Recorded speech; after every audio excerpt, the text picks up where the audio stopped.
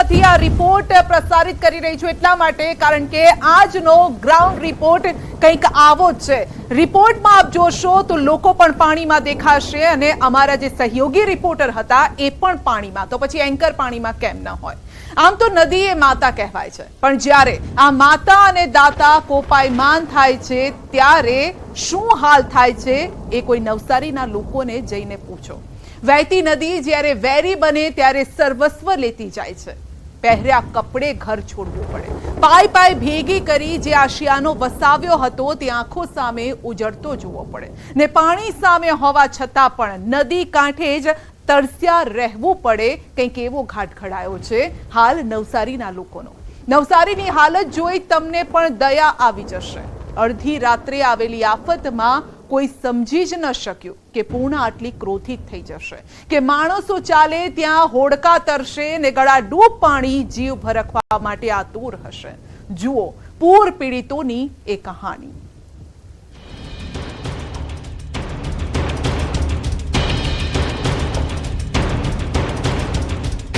દક્ષિણના જિલ્લાઓમાં જળતાંડવ।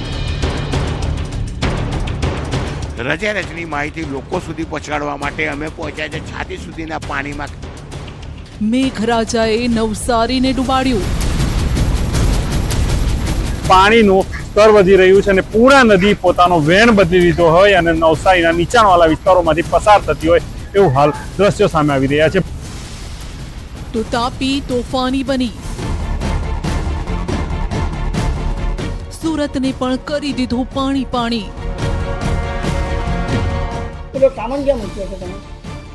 ચડાવ્યું ઉપર, થોડું ઘણું ચડાવ્યું, હજુ બધું નીચે જ છે। પાણી વચ્ચે થયો જીવ સટાસટીનો ખેલ। ન સામાન લેવાયો, ન વાહનો લેવાયા, લોકોને પહેરેલા કપડે જ છોડવું પડ્યું ઘર। अपने घर से सबको कहा भागो भागो, पानी बहुत जोर आता है, सब भागी गए। पानी આવ્યું તો કે અમારે ઘરમાંથી કંઈ કાઢવાનો ટાઈમ જ નહીં મળ્યો। ખાલી છોકરા લઈને નીકળી ગયા, વાહન બધું આખું તાંજ સાહેબ। આ વેદના છે એ લોકોની જેઓના જીવ તાળવે ચોંટ્યા। અચાનક પાણી ઘર સુધી પહોંચ્યું ને કંઈ સમજાય તે પહેલા જ પાણી ઘરમાં ફરી વળ્યું। પહેલા તો ઘરમાં કમર સુધી પાણી ભરાઈ ગયા એટલે લોકોએ ઘર વખરી છોડી બાળકોને લઈ ઘર છોડવા માટે મજબૂર થવું પડ્યું। ગળાડૂબ પાણીમાં અમે એ જગ્યાએ પહોંચ્યા જ્યાં તંત્ર ન પહોંચ્યું। ગુજરાતમાં જાણે મેઘો ભાન ભૂલી ગયો છે, ફરી તોફાની સ્વરૂપ ધારણ કરી રહ્યો છે। ચોમાસાનો વધુ એક રાઉન્ડ ગુજરાત માટે અતિ ભારે સાબિત થયો છે, દુઃખ દર્દ આપનારો સાબિત થયો છે। ન્યૂઝ 18 ગુજરાતીના સંવાદદાતા જ્યાં જ્યાં જઈ રહ્યા છે, જ્યાં જ્યાં કેમેરા ફરી રહ્યો છે ત્યાં અમને વિનાશ જ જોવા મળી રહ્યો છે। એમાંય નવસારીમાં મેઘાએ તો ભારે તબાહી મચાવી। વર્ષોની મહેનતથી પાય પાય ભેગી કરી ઊભું કરેલ આશિયાનો જ હવે છીનવાઈ રહ્યો છે। ગળાડૂબ પાણી ઘરમાં ઘૂસી ગયા છે, કેટલાય ઘર સંપૂર્ણ ડૂબી ગયા છે, કેટલાકની માત્ર છત દેખાઈ રહી છે, માલ સામાન પણ પાણીમાં તરી રહ્યો છે। આખે આખું ઘર ફાડીને પાણીનો પ્રવાહ વહેતો હોય તેવા દ્રશ્યો નરી આંખે જોઈ શકાય છે। દ્રશ્યોમાં પણ આપ જોઈ શકો છો કે તેમના ઘરમાં રહેલ અનાજ પણ પલળી ગયું છે। ઘણા લોકોની ઘર વખરી, તિજોરીમાં પડેલ કપડાં, દાગીના બધું જ પાણીમાં તણાઈ ગયું। મોટાભાગના વિસ્તારમાં ખાવા માટે લોકો ફાંફા મારી રહ્યા છે। ત્યારે સાંભળો એવા લોકોની કહાની જેમણે મોતનો સામનો કર્યો। અમારી ચાલીમાં રેલના પાણી ઘૂસાઈ ગયા છે, ઘરમાં બી આવી ગયેલા છે, અમને ખાવાની સુવિધા કોઈ નથી કરી। અમે ઘરમાં પાણીમાં અંદર ઊભા રહેલા છે। નવસારીના પૂર્ણા નદીની સપાટી વધતા નીચાણવાળા વિસ્તારો પાણીમાં ગરકાવ થઈ ગયા। ભેંસત ખાડા વિસ્તારમાં પૂર્ણા નદીના પાણી ફરી વળ્યા અને રહેણાંક વિસ્તારમાં ગળાડૂબ પાણી છે। ન્યૂઝ 18 ગુજરાતીની ટીમ ગ્રાઉન્ડ ઝીરો પર પહોંચી અને સ્થિતિનો તાગ મેળવ્યો। અમારી ટીમને અહીં સુધી પહોંચવામાં છાતી સમા પાણીનો સામનો કરવો પડ્યો। જો અમારો પણ પગ સહેજ આમ તેમ લપસી ગયો કે પછી બેલેન્સ બગડ્યું તો પાણીમાં અમે પણ સમાઈ જાત। પરંતુ આ વચ્ચે જ અમારા જાંબાઝ સંવાદદાતા કીર્તેશ પટેલ પહોંચ્યા આપના સુધી આપ વીતીનો આ અહેવાલ પહોંચાડવા માટે।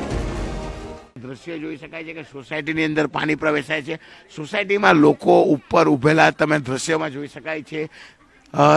કયા પ્રકારની પરિસ્થિતિ છે, એટલે કે ખરેખર નવસારીની હાલત કફોડી બની છે. સ્થાનિક જે વસાહત છે, વસાહતના લોકોનું સ્થળાંતર કરવામાં આવ્યું છે, પણ જે સોસાયટીમાં રહેતા હોય તે લોકોને પણ અહીંયાથી બહાર નીકળી જવાની તંત્ર દ્વારા સૂચના આપવામાં આવી છે. પણ જે એપાર્ટમેન્ટમાં રહેતા 100 કરતાં વધુ પરિવારો અત્યારે અહીંથી બહાર નીકળી શકે તેમ નથી. ત્યારે ચોક્કસ કહી શકાય નવસારીની હાલત હાલ દક્ષિણ ગુજરાતમાં સૌથી વધારે કફોડી બની હોય તેવા દ્રશ્યો સામે આવી રહ્યા છે.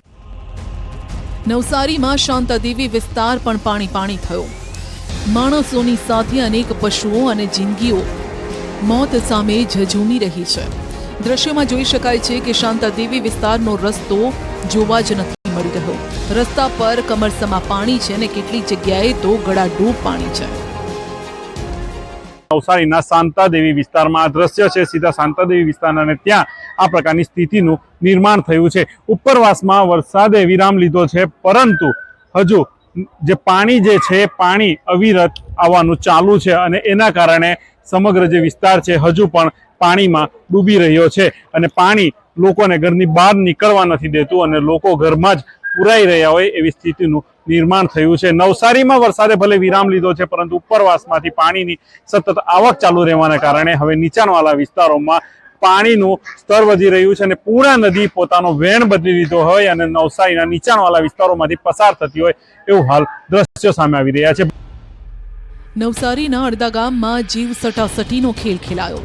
પ્રભાકુંજ સોસાયટીમાં અચાનક પાણી આવી ગયું. પાણીના પ્રવાહ વચ્ચે 6 લોકો ઘરમાં જ ફસાઈ ગયા, જેમનું દિલ ધડક રેસ્ક્યુ ઓપરેશન કરાયું. દ્રશ્યમાં જોઈ શકાય છે કે દોરડાની મદદથી ધસમસતા પ્રવાહ વચ્ચે ટીમ લોકો સુધી પહોંચી રહી છે.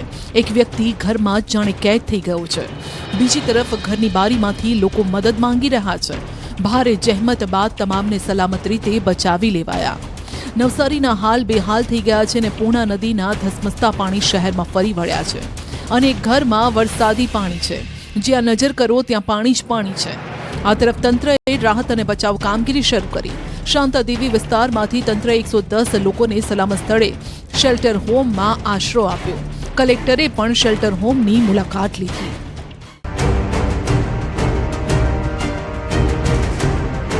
પહેલી નજરે જોઈને કદાચ આપને વિશ્વાસ નહીં થાય, પરંતુ આ નવસારીનો કોસ્ટલ હાઈવે છે જે પાણીની અંદર સમાઈ ગયો છે.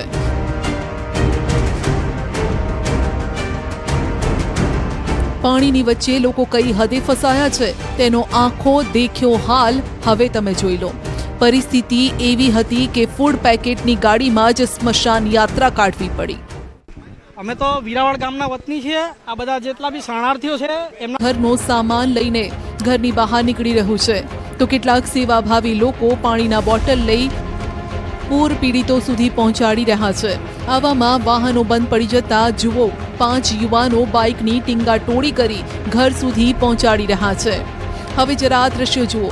ઘરમાં 4 ફૂટ પાણી છે. બેસવાની તો ક્યાંય જગ્યા નથી. પાણી પણ સીધું સોસરવું નીકળી રહ્યું છે. અનેક સોસાયટી પાણીની અંદર ડૂબી ગઈ છે. જેમ તેમ કરીને સ્વયંસેવકો પણ આફતમાં ફસાયેલા લોકો સુધી પહોંચ્યા. કેટલાક વૃદ્ધો પણ તેમાં ફસાયા હોવાથી સ્વયંસેવકો તેમને હાથ પકડીને બહાર લાવ્યા. માર્ગ જે છે કે નવસારીથી સુરતને જોડતો આ રોડ છે, કેટલાક લોકોનું સ્થળાંતર કરવામાં આવે છે. એક માસીને સ્વયંસેવકો લઈને બહાર આવી રહ્યા છે. આપણે સીધા માસી જોડે વાત કરીશું. માસી, આપનું નામ? મીરાબેન. મીરાબેન, શું તકલીફ છે ઘરમાં? પાણી અંદર છે એટલે એમ કે થોડુંક એ થાય, વધી ગયું તો પછી તકલીફ રહે. સાહેબ નીકળી આવ્યું. કેટલો સામાન છે ઘરમાં, કેટલું નુકસાન? સામાન તો ઘણું છે સાહેબ. બિલકુલ. હજી એક બેન આવે છે, આપણે બેન સાથે વાત કરીશું. બેન, શું નામ છે આપનું? દ્રષ્ટિ. દ્રષ્ટિબેન, શું હાલત છે ઘરમાં? પાણી બહુ ભરાયેલા છે. પછી કઈ નહીં, બહુ પાણી છે. તો પછી પાણી ક્યારે ભરાયું અને કેવી રીતે બહાર નીકળ્યા? પાણી બહુ ભરાયું, પછી આ કાકા લેવા આવ્યા. પાણી જોવા જઈએ તો જરૂરિયાત કરતાં વધુ પાણી વધી ગયું હોવાથી હવે કેવી રીતે બહાર નીકળી રહ્યા છો? બહાર નીકળી રહ્યા છે અમે બધા. एक महिला है। बेन, आपका नाम? मदीना खातून। क्या हालत है आपके घर की? नहीं, हम तो इधर आए थे, इधर हम काम पे गए, पर सुबह गए तो इतने पानी नहीं थे, पर आते आते बहुत ज्यादा पानी हो गए। पानी के बहाव बहुत ज्यादा है, रफ्तार भी बहुत ज्यादा है। અહીં જેમની દુકાનો પાણીમાં ડૂબી ગઈ છે તેઓ પણ પોતાની ચિંતા છોડી અન્ય લોકોની મદદે આવ્યા. દુકાન છે મારી, પોલીસની સેવા કરીએ, પોલીસની સહકાર આપી. શું પરિસ્થિતિ છે આગળ? બહુ હાલત ખરાબ છે. કેટલું પાણી છે?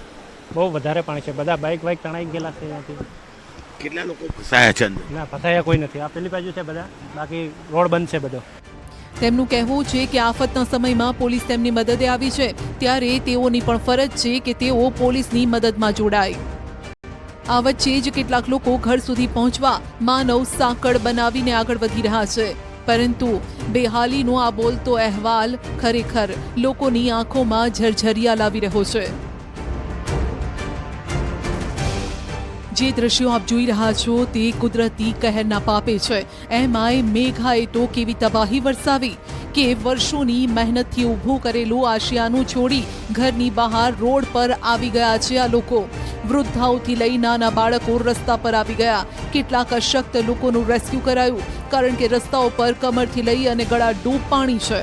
આ જે દ્રશ્ય છે ભેંસતખાણા વિસ્તારના દ્રશ્ય છે. ત્યાં કેડસમાં પાણી ભરાઈ ચૂક્યા છે. જે સોસાયટીઓ છે, સોસાયટી તમામ લોકોને તંત્ર દ્વારા બહાર કાઢવાની જે કામગીરી છે એ હાલ કરવામાં આવી રહી છે. બીજી બાજુ વહીવટી તંત્રના જે અધિકારીઓ છે એ હજુ સુધી અહીંયા પહોંચ્યા નથી એવા આક્ષેપો જે સ્થાનિકો લગાવી રહ્યા છે. આ જે લોકો છે કેડસમાં પાણીમાંથી બહાર નીકળવા મજબૂર બન્યા છે. આ જે દ્રશ્ય છે ન્યૂઝ 18 ગુજરાતી ગ્રાઉન્ડ રિપોર્ટ પર પહોંચી છે. અહીંયા સુધી પણ અત્યારે કેડસમાં પાણી જે છે ભરાઈ ચૂક્યા છે અને આગળ જવું હવે મુશ્કેલ છે, એટલા માટે કે રસ્તો જે લોકો જે નીકળી રહ્યા છે એ ગળાડૂબ પાણીમાંથી હાલ બહાર નીકળવા પ્રયત્ન કરી રહ્યા છે.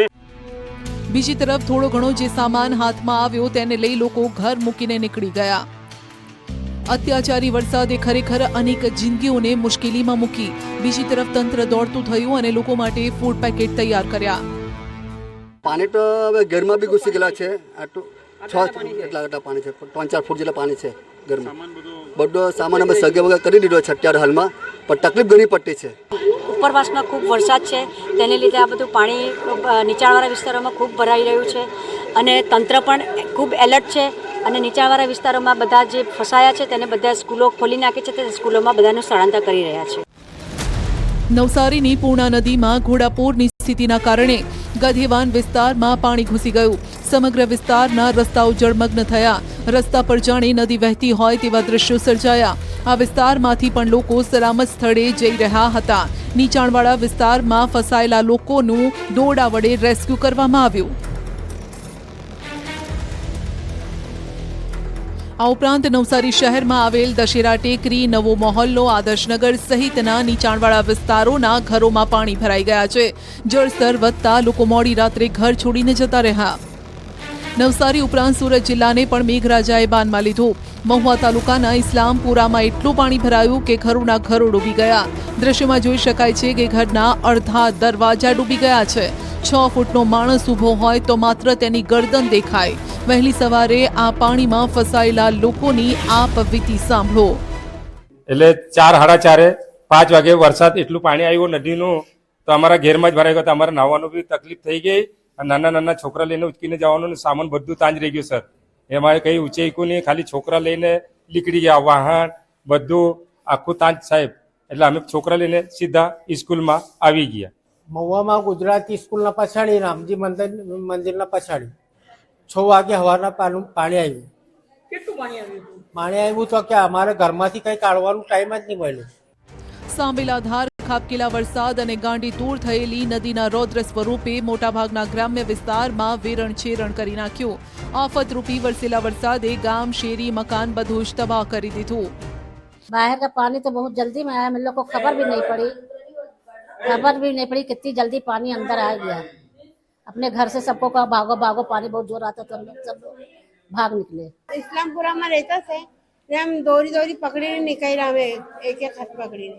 ઘરમાં કેટલું પાણી હતું? ઘરમાં તો બહુ પાણી હતું, અમારા ગળાથી પાણી. ઘરનો સામાન બધું એમ જ રહી ગયેલું છે.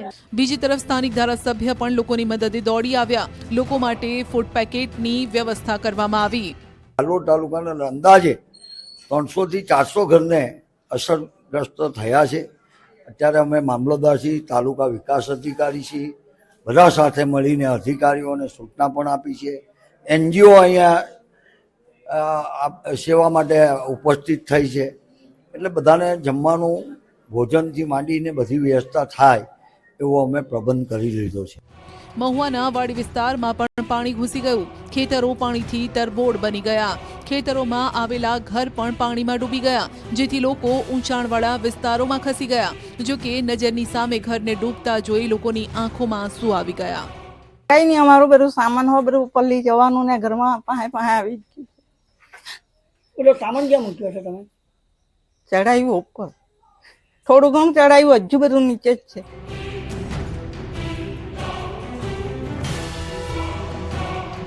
આ તરફ તાપી જિલ્લામાં પણ મેઘરાજાએ તબાહી મચાવી. ગામ લોકોનો દાવો છે કે તાપીમાં આવી આકાશી આફત 54 વર્ષ પછી આવી છે. આ કેટલા વર્ષ પછી 1970 પછી આ જોવા મળ્યું છે. કાચા ઘરની હાલત તો જુઓ, હવે માત્ર થોડા નળિયા અને તૂટી ગયેલા વાંસ જ પડ્યા છે. નિર્દય વરસાદે ગરીબોને એવી લપડાક મારી કે હવે આ ઘરને ફરીથી ઊભું કરતા વર્ષો વીતી જશે.